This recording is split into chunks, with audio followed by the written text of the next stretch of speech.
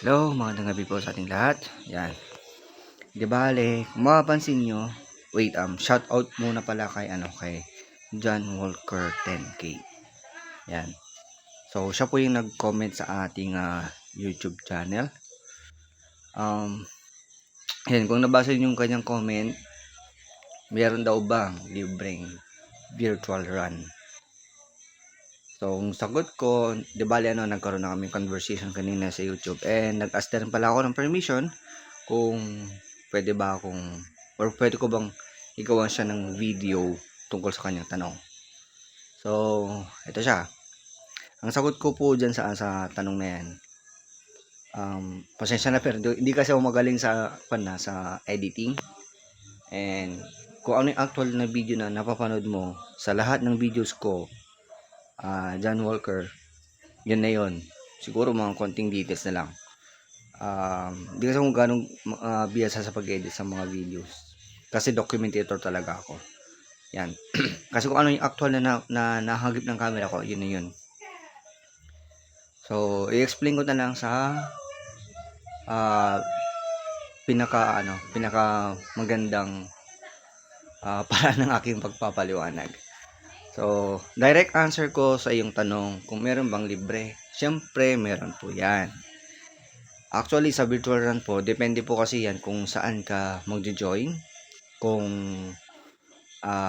kung kaninong event, at kung sinong mga organizers niyan, at kung ano yung mga package inclusions niyan. So, sa virtual run, automatically, magre-record ka ng runs mo from the day, kung ilan yung distance na na-record mo, yun na yun, and then isasabit mo sa virtual run community or sa events organizers, kung depende kung paano yung portal or panel nila ng pagre-receive ng inyong mga distance. So, kung meron silang mga apps or kung ano man, edi doon mo siya isa-send. So, ato masasend yon hanggang sa sa ma-finish mo yung race. So, ganun siya. So, ano nga bang pinagkaiba ng may fee at ng walang fee sa virtual run? Kung meron po kasing kaukulang bayad or registration fee ang isang virtual run, automatically, kung ano po yung mga package inclusion na makikita nyo dun sa event or kung ano yung mga package inclusion na kayang ibigay or kayang ibigay ng mga race director or race event organizers sa runs, di bale, doon nyo pa makikita kung ano po yung mga yan. So, magbibigay naman po sila ng mga list, lalagay naman po nila yan sa race details kung ano yung mga posible nyo po makuha kapag sasali po kayo sa isang virtual run na merong registration fee. Then, doon naman sa virtual run na walang fee or di kayong libre, meron pa rin silang mga package inclusions na makukuha ninyo. Pero hindi po siya gaya ng mayroong registration fee na may mga ganitong package na wala dun sa libre kasi nga free events lang yon. So halimbawa kung sa free events na sasalihan mo, makukuha mo lang is electronical certificate or e-certificate, automatically yun lang.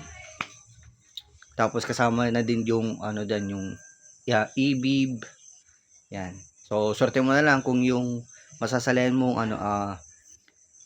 free na virtual race or virtual runs ay medyo galante ang organizer. So swerte mo na lang talaga kung ano man yung mga iba pang package inclusions. So kung gusto mo maka-join sa mga virtual runs na free, ask mo na lang ako dito sa sa aking channel kung papaano. Then kung interesado kang sumali sa mga events nila, choice mo naman 'yan. So hoping na nasagot ko and na-i-detalye ko sa iyo ng maayos yung tanong mo sa aking YouTube. Then kung halimbawa medyo malabo pa, pwede ka na lang i-PM mo sa akin kung ano yung FB account mo, then kahit doon na lang mag-usap. So yun naman po, maraming salamat and God bless po sa ating lahat.